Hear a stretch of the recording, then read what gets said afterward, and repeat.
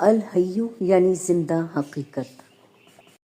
ये लफ्ज़ ज़िंदगी के उस माखज़ की निशानदेही करता है जो कभी ज़ायल नहीं होता। अल हई सिर्फ ज़िंदा होने का बयान नहीं बल्कि ज़िंदगी पैदा करने वाली क़ुव्वत का नाम है। ये वो सेल्फ सस्टेनिंग वाइटल एनर्जी है जो हर मखलूक के अंदर बतौर स्पार्क मौजूद है। जब इंसान अल हई कहता है तो वह इस क़ुव्वत को याद कर रहा होता है जो कायनात के हर एटम में हरकत पैदा करती है। कुरान में फरमाया गया है वयुहय्यिल अर्दा बादा मौतिहा, यानी वो ज़मीन को मौत के बाद जिंदा करता है। इसी को रिवाइवल मैकेनिज़्म कहते हैं।